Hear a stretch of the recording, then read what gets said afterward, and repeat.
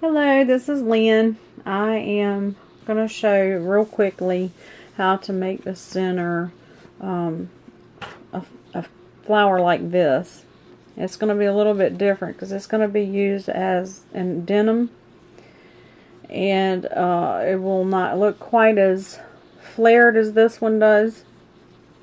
This one is made out of I believe it's 95 polyester, 5% spandex, or either rayon and spandex. I'm not sure. I can't remember.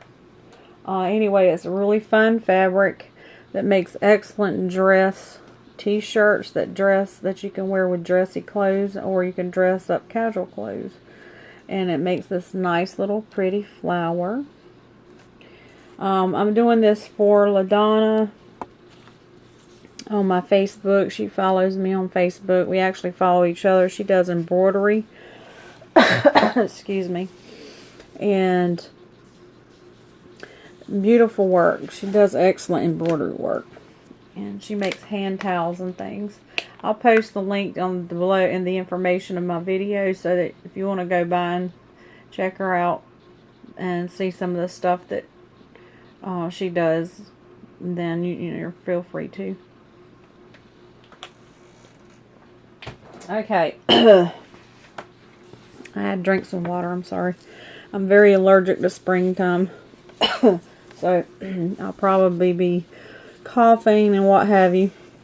So basically all I did, this measures out to be about 1 inch width in this strip of fabric here.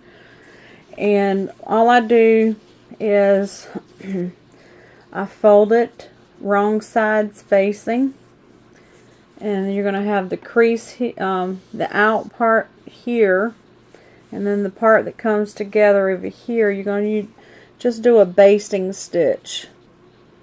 And I do recommend using strong, sharp needles when you're working with denim, especially when it's this weight of denim. And I also recommend to not use heavy denim. Just use as lightweight denim as you can find to make these type of flowers. And I had already made this LaDonna, so I'm gonna show you on a smaller piece, on a smaller circle that I happen to have here, because my other videos, when I went to transfer them, luckily I had not finished all of it and had this left. When I transferred them, it deleted all. So I had an error program. Something happened, and it deleted everything. So I did all of that and have nothing to show for it. So yeah, I made this and this right here and this all on that video I made. And I showed you different. Anyway. Maybe maybe it could be rescued. I don't know, but I couldn't find it. And the videos that I was pulling up, it was saying that there was an error and it couldn't find the files, and I don't know. Well, I've never had that happen before. So anyway, let me get on with this. It's you just take and you do a basting stitch all the way from one end to the other, or whatever length. I don't measure. I just cut out a strip, and because even though you may not use that entire strip on the project that you're working on, if you finish it, then you'll always have another one handy in a smaller size. I find so it never goes to waste. You do use it. All right. And it's nice to have a little stash of flowers off to the side whenever you're working on projects and that you didn't plan on doing. Alright, so like spare of the moment. Okay, so I have these scissors. These are, I think they're Friskers. And, oh yeah, they are. And they're just a spring scissor. I like them because they have a fine tip, and it makes it easy to just go along and snip, snip, snip, snip on the next step that we're going to do. And I also have the dress scissors, which is also nice. These are very, very sharp and very precise cutting with them. So what I do is I take, and I've already pre-done most of this so that it doesn't take so much time on the video. So once you fold your fabric and you did a base stitch all the way down, then you take, okay, there's where I left off. Then you just take and snip. And with denim, I find that it's best not to make these little things too small, because if you do, and what I mean by too small, I mean the width of it. That will be your petal. So because denim frays, if you make it too thin, it's liable to fray thin and then come apart, and then you're going to have stragglies and strips of little tiny fabrics because of it being too small. Okay, and you cut just down to the baseline right before that stitch. Don't cut the stitch, because then you're gonna undo the work that you did. So you just go along and you snip it. I say it's about an 1/8 to 1/4 of it's an 1/8 to 1/4, I guess. You can see what I'm doing there. And since I don't need this whole strip of fabric, for the sake of time, I'm going to, as you can see how easy that is, I'm just going to go ahead and cut, go ahead and just make the center, okay? So I just go to this end that I started on, and I roll it. And I do like to use thread and needle to secure this, just because that's my preference. You don't have to. You can use hot glue. Just put a dab of glue with every few steps of roll that you do. But I like to secure it, at least at the beginning anyway. And we're going to tie this off. Alright, oops. Of course it came out. Alright, let me try this again.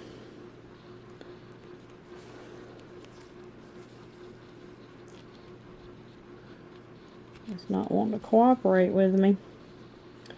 Okay, now I got it tied off. I'm going to snip that little thread there. Okay, so then you just roll it. And I'm going to use my hot glue gun to help me with this, so that it will speed up the process. It's a lot faster than hand stitching it. But I do find that whenever I hand stitch my flowers, they just turn out so much nicer than if you don't. That's just my personal preference. I mean, you can do what you want to, and they still turn out beautiful, and other people will never know. They just won't know. But I do. And so because I know, I do it the way I feel like it'll look best. So, and basically when you're using a thread, you just go every couple times and just roll it a little bit. If I was off the camera, I apologize. I'm looking around the camera trying to see what I'm doing. It's not very easy to see through a little window of a camera. So basically you see the concept of what I'm doing. Just keep rolling and stitching, rolling and stitching. Now if you're using, I don't recommend, you can use hot glue gun on something like denim like this and it'll be okay. But I don't recommend using it on fabrics such as this right here. Simply because it's very fine fabric, it's thin, it's soft and supple to the touch. You can look at it in the camera actually and see how soft it is.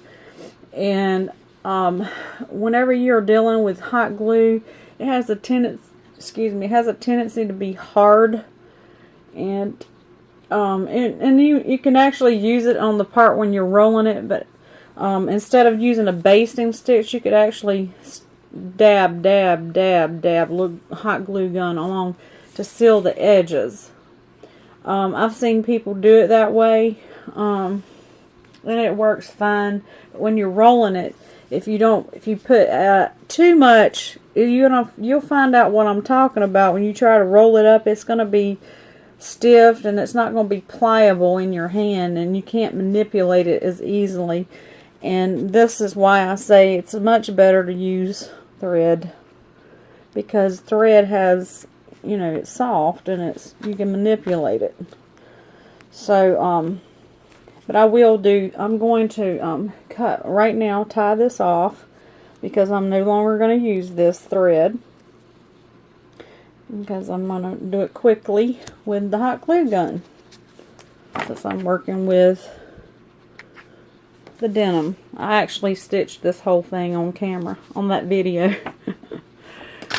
I guess I was planning on speeding that part up whenever it got to it, but I guess we won't be finding that out because of it being so. Alright, so here's my hot glue gun. I like using this little thing. It's a little cheapy gun, but it works. And it has a precise tip on it. That's why I like it. I also use my Aleene's gun too. It's bigger. I did have it right here. Oh, here it is. Let me just show it to you. But it also has a fine tip on the end, yet it's a little bit bigger than that. So my little one actually works good. I like using that for my big projects when I'm having to use a lot of glue at one time. And I'm just going to dab a little bit and roll. See, and this is something else. Let me just point this out. You see how that's sinking in the center right there? If I'm using hot glue, then I can't easily manipulate it and press it forward. Whereas if I have thread, the thread don't have it. It secures it good and good enough, and yet I can still push that center in to make this center protrude a little bit. If I have hot glue gun there, then I can't manipulate that, because that hot glue gun, the hot glue is not going to let me do that. It's going to hold on for as long as it's there. If you can find a hot glue gun that is subtle and soft, even after it dries, then you can make it work a little bit better. But even still, I don't believe it's going to be like thread, because it just isn't going to be. That's why I like to use thread to stitch my, to secure it, instead of using hot glue. Because I find when you're rolling, sometimes you don't roll it precise as it needs to be, and it might be out of kilter a little bit here and there if you're not paying attention. And then once you get the flower done, well, then you can just fix it before you finalize everything. And I'm just putting these little dabs of glue about every inch or so, no less than an inch apart.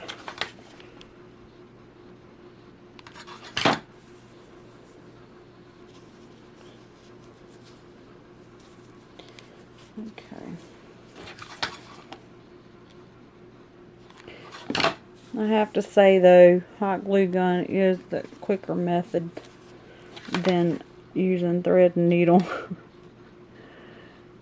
Just because you're not having to push a needle in and out and keeping it Okay, and what I'm going to do, instead of rolling all the way to the end, what I'm going to do is I'm going to stop right here, and I'm going to size it on my flower and see if that's big enough. And I can see that it's not quite big enough. It needs to be a little bit bigger because I still have room there. And when you're done, it's going to fit right in that little groove.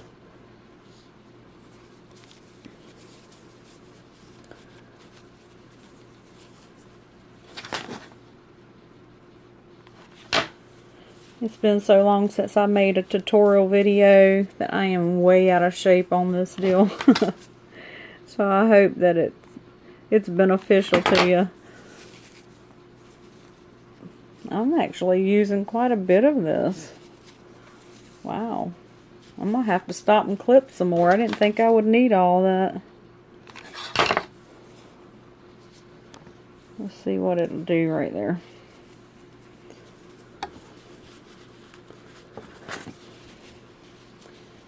And that's what it looks like in the center. I think that'll be good enough. It might be good enough. Let me just, I'm going to put it right there because that's where my clippings end. I'm going to take it and secure it and then clip it off. And that's really all there is to that. And I just push that through a little bit to give it some depth. You can put it in a little flower. Isn't that cute? That actually looks nice on that little flower. And then this right here is that one. Okay, so instead of clipping, what I do, LaDonna, is I take and I just clip that right off and then be done with it. And then you just set it in the center of your flower. However, I'm going to leave that on because that's not the actual flower I'm going to use it on. So I just want to do that to give you an idea of how that works. Now for the center, for the petal, I will go ahead and show you how I make my petals so that you can get an idea here. Ouch, ouch, ouch, ouch. Don't do that. Just stuck that needle right in my thumb. Some heavy scissors. Okay.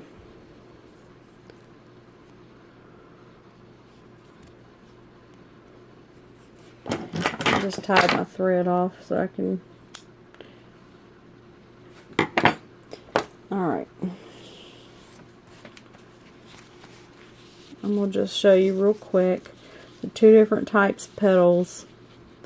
And what I do is I just take and I go down about, it's probably about an eighth to a quarter inch, ever how deep you want your petal to be. And on your first stitch there. And then you just do a basting stitch all the way around it, keeping it about the same width and depth of, ouch, what is with me sticking myself?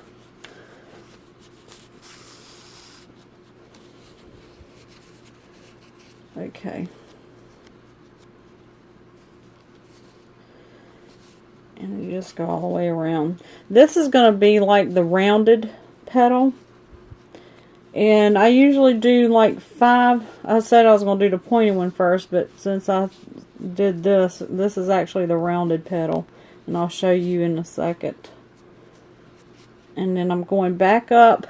That's the last stitch that you want to do is up, because it's going to make your flower. Let me see if I can zoom in so you can see this a little better. It's a new camera, so I don't. Okay, this is new to me, so I don't know how to use it exactly just yet. Okay, so once you get that done, oops, it came through.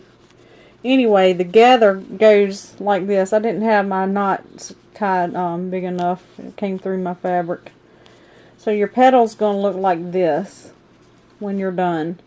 And you just keep adding 4 more onto that, okay? And I'm going to pull that through since my knot wasn't big enough. And what it does is it creates a flower just like this. And then you tie it off at the end by going through the final petal, the first petal that you started. After you finish your last petal, what you'll do is you'll take that needle and run it straight through the entire bottom of the first petal, so that it gives you, that you pull it together and the flower comes together. Then you run that thread to the back and just tie it off and clip it. It's really easy. And let me see. Okay. Maybe it won't do it to me this time. Okay, now for the pointed petal. Now, I want to say, a great thing about working with denim, you can use either side of denim. It works great. It just depends on what look you want. Alright, so you fold that circle in half, and then you bring it back over again, and it makes this pointed area here. Now, where you want to start your petal for sewing this particular petal, the two pieces that you brought together here, this is where you want to start. And you run it down on the top. Go down. That is to see the distance. It's about, I guess it's about 1/4 of an inch, a little over an inch. So it's about 1/4 of an inch, I would say. And just do your basting stitch all the way around that petal, just like that. And because this particular fabric's so thick, I'm not going to continue to do that. I'm going to just run it in and out, 2 at a time. Okay, and whenever you come back, whoops, sorry about that. Whenever you come back to this part on the other end, you're going to want to go down. No. I want to go up. So let me take that out. I'm going to take that out because my stitching isn't quite level enough there.